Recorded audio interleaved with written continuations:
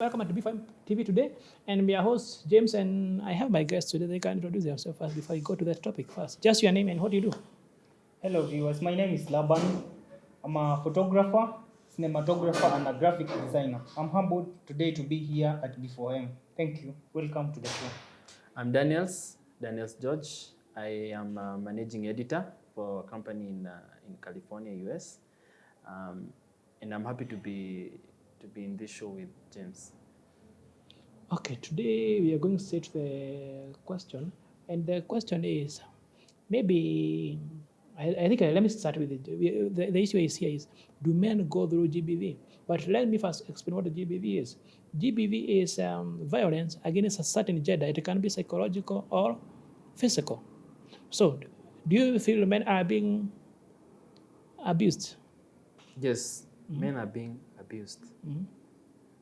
I'll just say, just plain and simple, men are being abused wherever they are. Laban, what do you say? I'd say men are very much abused in several ways. Like, They are being abused emotionally. They are being abused in the most recent times physically. We have witnessed cases of men transformer kukatwa. transformer kukwata kwanza here in Nyeri Zimekatwa like huku it's a danger zone. You have to get some protective metal wear to protect your transformer. I think it's funny, but it's not funny. It's not funny, by the way. It's just as an alarm of where we are now with the issue of gender-based violence. It has the tables have changed. Now it's the men being abused more than the women. More than the women. Because they are being abused now physically and emotionally. It has been there emotionally, it has been ever there, but now the physical one has just came up the other day, and it's taking its roots, trust me, and no one is addressing it. Whenever such a case arises, like if I hear that my friend James before him has been battered and battered by his wife, and now he's transformer cut, my friend, I laugh, I record It it, becomes laugh at you, a meme content. and create a meme Yeah. for the same. Yeah, You no, see, the no thing one is- no one will address that issue on a serious note. Yeah. No organization will launch an initiative to address the issue Of gender-based violence against the men. against men. Yeah, okay. And I think to reach a point where men are being battered by their wives, it means this man has been oppressed for many times emotionally. Ndio afike point ya kuabusiwa physically. Of course, it starts with emotional. Yes. And women are very good expert of emotional. They know how to abuse people emotionally, whether another female or a man. Or a man. That's a talent to them. Yeah. It's a You see, talent. what I say is, with women, mouth is not a tool for speaking the truth. It's a tool for manipulation, so they can say anything, but their action speaks a lot. That is their strong point, yes? Yeah. So what I would say is, whatever is happening with men currently, I would agree women are being oppressed physically, but every man, at least once or twice, actually I would say almost like twice per day, a man is abused emotionally without knowing. So what happens is, we have viewed women as victims. So if a woman is slapped in public, everyone will say, "Ora hurore mwana." Mwana modhurio horetu wale yenye huria tene. You see, but for a woman, if I slap a woman right now, everyone will be on me. Itakuwa And mob even justice. will be beaten. It will be mob Will be justice. beaten by the other So, people. But whom can we blame?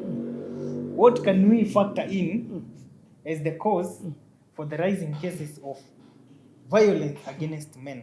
I will repeat, and I've said this on several occasions. The problem starts with women empowerment. I'm not saying it's bad. Let me give you the Just best give term me a here. point, I'm not saying that women empowerment is bad. Yeah. But as we empower the woman, where is the man? Yeah. Why are we forgetting about the man in the first place? Because the society or the culture teaches us that the man is supposed to be respected. And I'm not saying that he is deserving of the, because if a man doesn't respect himself, how can he be respected by others? But the point is, to reach a point where a man is physically battered by the woman, first of all, it stems from women empowerment for getting the man. Okay. What do you think, James? Now, just to add something here, you see, people do not understand what happened. You see, the people who started empowerment, yes, we have oppressed women for 1,000 and 1,000 of years. Yeah.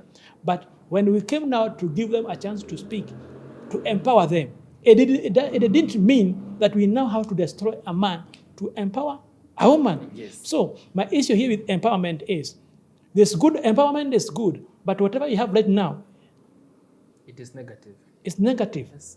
I would It's a negative feminism because we are empowering women who are oppressing men. And I feel the idea of empowering women, men must be involved. And this is where men started being destroyed pole pole. That's why men cannot even tell what is emotional abuse. Majority of us, if you go to a street right now, ask men what is emotional abuse. They don't know. They don't know.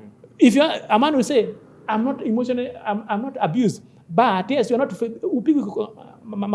coffee, but emotionally, you are being abused. And James, you raised a very important point here, that most men are abused emotionally, but they don't know it. They don't know. Of course, they don't. Our Jijui, it is happening subconsciously, Yeah, without because women, you used a very good word, are manipulators with their mouth. Yeah. They manipulate the situation. Actually, the truth of women is hidden in the actions. Yes, they manipulate the situation and turn it around such that you are to blame, and the mistake was maybe theirs. I have a very good example. There's a friend of mine. I won't say names. I'm not here to shame anybody. But huyu kijana aliingia kwake. Okay, walikuanga na issue with the girlfriend, yeah? And so, because of one reason or the other, alikuanga anataka kuacha huyo msichana. Because the relationship was not going anywhere, obviously. Yeah. It was very, very, you could see it. But then, the lady comes to the house and tells the guy, mimi sitoki. Unasikia? To the point that anamshika kwa shingo. Na anamwambia huku sitoki na nitakuchapa wewe. And is a man, hata ukimwona in the stature, unashangaa how. But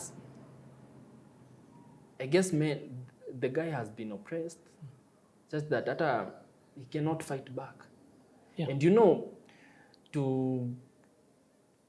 we as mature people, you have to sit down first of all and talk. Yeah, of course. But that freedom of sitting down and talking to your girl has been snatched away from you, such that you cannot talk to your woman. Let me say this, because unajua tu watapayuka tu. Let me say this. I would blame, because the initial question was, who do we blame? Why are these cases now so common? First is the society, the setup, everything. See, there was this thing of gender-based violence towards the woman, right? It was there. And it's there. And then it's there. And then people, NGOs, and even the government put measures, put tools in place to try to help out the same, so that women are not being so much oppressed. They try to do away with the gender-based thing. I would blame the structures that they put in place, the strategy. That is where you blame. Yeah. Because the first thing, they set up the judiciary in a way such that, James, if you battle your wife and she takes you to court, my friend, nobody listens to you. They don't want to know what happened, but you'll be jailed. Then, if she battles you, you can't go to the court. Because even the court won't listen to you. Why? Maybe you can explain.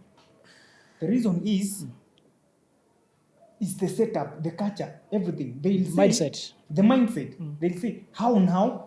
Bwana ulipigwa aje? It must be that you beat her, ama there's something that you did and now you are trying to blame on her. Yes. You see? Yes. I guess what you're trying to say is that the society has placed this Victim. gender Women are termed as victim yeah, when it comes even to abuse. the gender identity markers. Yeah. Where men are perceived to be strong, hardcore, that there's nothing that can take them over. Yeah. But then comes this woman who is empowered from a very young age. Comes this woman, because we are raising very strong women. That is the fact. We are raising strong women who can, Who need strong men. who need strong men. Like Exactly. strong I can men are ask not you, available. like I can ask you, women can go to feed, right? Where Where? can you go? Where do you go? Actually, I go to alcohol clubs Exactly. and other Thank you. You know addictions. where you go now. I'm very sincere because you see, you know, like, like today I'm not married, but if I'm married today, maybe you know, like I even start pulling off from you, and not maybe sikuwa nakunywa pombe saizi nakunywa every day. You see, if I start taking alcohol every day after marrying, it means I'm emotionally abusive, but I don't know. Yes. Because it means I'm not happy. And men should come to a point now to realize that you don't stay with your wife because of the kids. Don't teach your son to be oppressed, because the problem is, you see, but let me tell you one thing, you destroy them because they will come to believe this kind of toxic relationship is norm.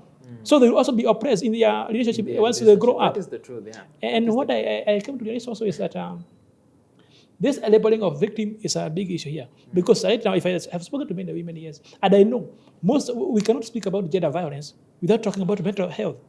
And you realize most men are going through, they have a problem with 1 or 2 mental disorders.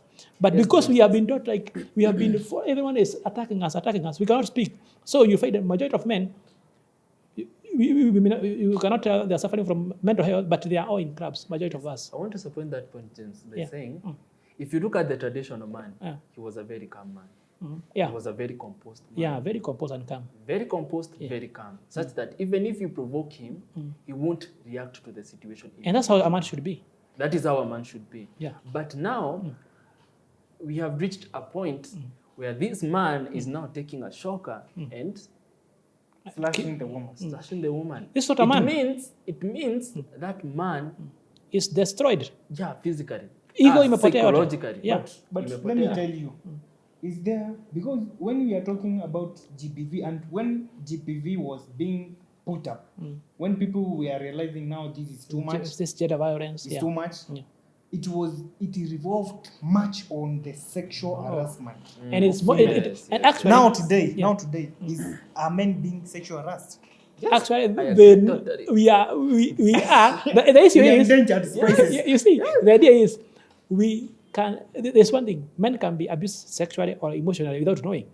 And James, there's a certain speaker who said, right now, the most endangered species in the world is the man. Yeah. Because, one, let me tell you, a woman, we are men, I would say. We are men, women are women. We understand each other.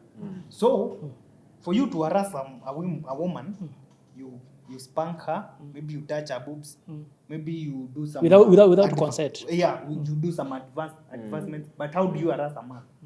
How do you harass a man? No, tell Actually, me, don't. You tell me, how, at what level can you say that guy has been harassed by that lady? Sexually. It takes very little. Yeah, very little actually. Wearing scumbly stuff, and now that we can now classify that as sexual harassment, right? To me, I would disagree on that. Let me go to this.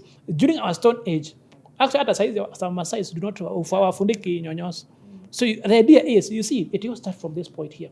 When a man is weak, you see, like to me, I will not even blame a woman at I have had some females saying that a woman was at a like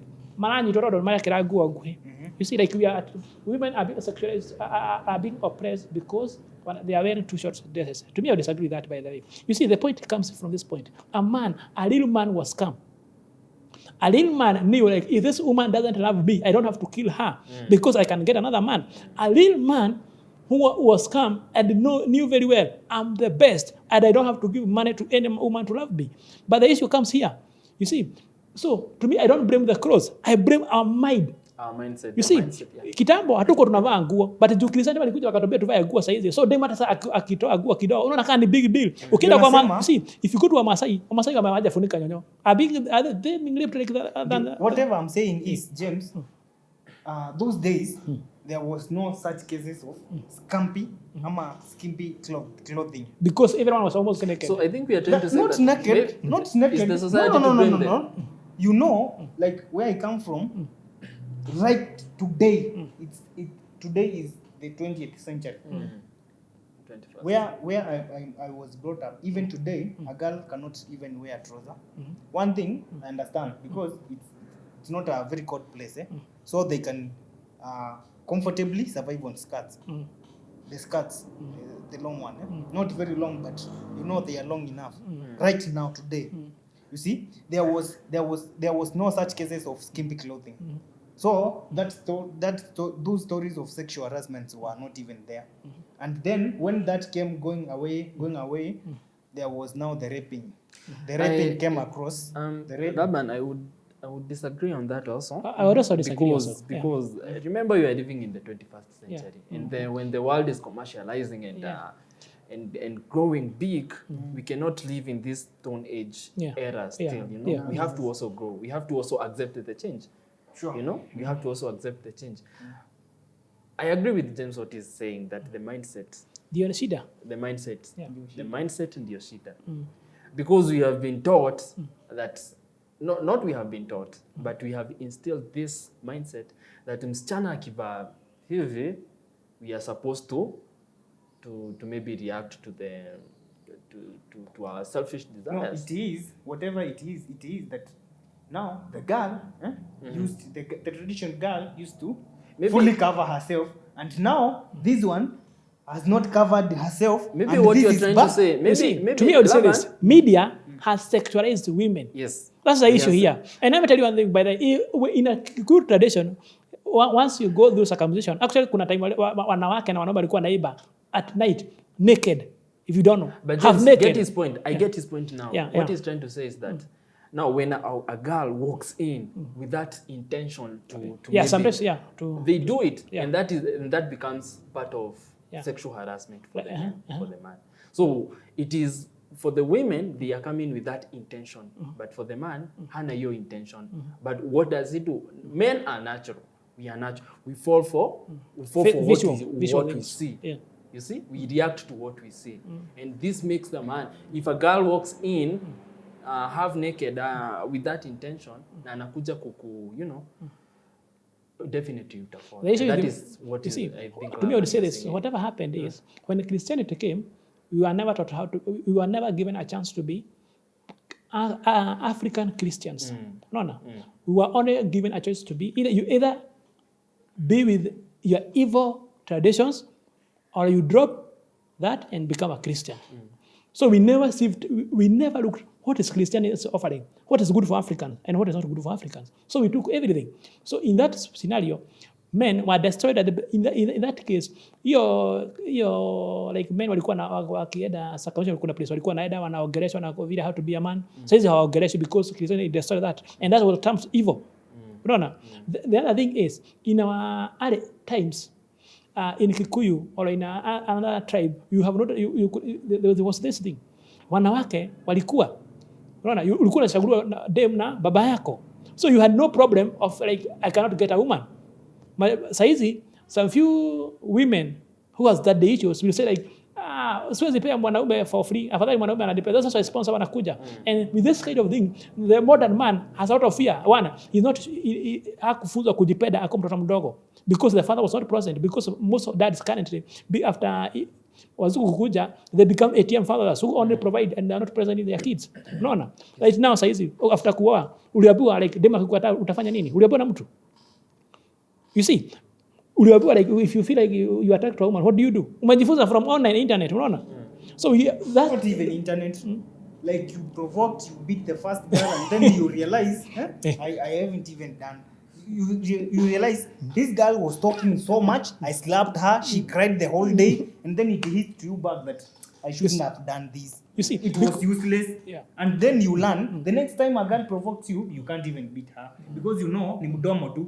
kuongea mingi, you beat her, aanze kulia siku Now, yote. yeah. The other thing is when Christianity came and feminism was brought into this world, the idea of feminism was negative. It's good to empower women, but women, the current way of empowering women is just empowering women to become men instead of empowering women to become empowered women. No. So what happened is when a woman now gets education and gets a job, they think they're independent. They start thinking like, now I don't need a man.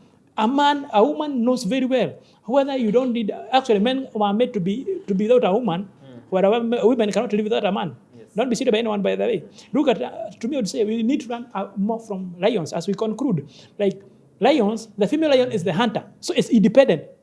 It has a job for getting food and hunting, and you see, it still gives birth, but still need a male lion. And you also look at men. I feel like the reason why we are engaging in gender violence is also because we are not calm right now. We don't know how to react to a woman who is angry at us. Unaona? We don't know how to be a man. We are not calm. So mwanamke kutukana kidogo unakasirika.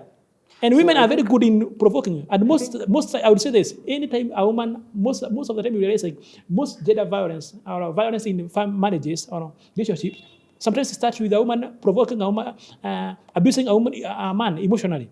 Then a man doesn't know how to handle emotions. Anakasirika anampiga. Yeah. So I think what we need to do is that even as we empower women, because this campaign, I saw the other day the United Nations launched this campaign inaitwa tuongee ama tujiongee, something of the sort. It focuses solely on the women. Now we need to also come up with our own institutions to empower. Or actually, to me, I would say, let's get men and women involved here. Equal chances for men and women. And let's not follow these few ladies who have the issues, who are provoking and telling us, yes, you have been oppressing us. Hey, yes, do you need it? You see, the idea is to have a sober conversation. Yes, women, majority of them are being abused physically, but the same way, actually, 100% of men at least 1 or 2 times have been abused emotionally. Yes. So we cannot say that gender-based GBV is only for women; it's also for men. Yes, it cut across all the genders. Because I know that the women, if they see a man being oppressed, wanamchekelea. But what happens when they say a woman being oppressed? What I would conclude with is, I would say that men are being very much oppressed. Yeah. They are being violated by women, and the institutions that were launched to handle to take care of the GBV, they use the wrong approach. I imagine of an approach whereby the two parties are put together and they try to understand each other, right?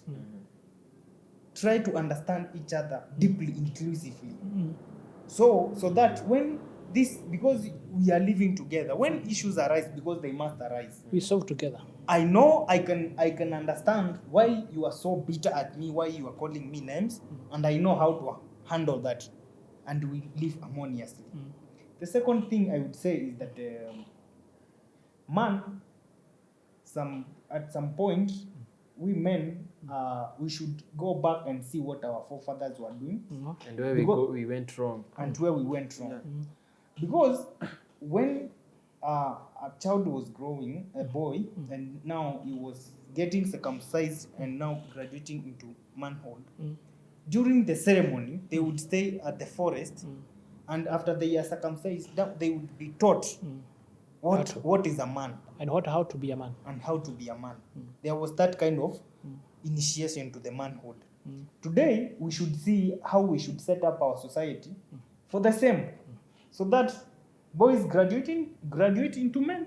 Okay. As I conclude also, in 10 seconds. Yes, I would also say that let's not fool ourselves.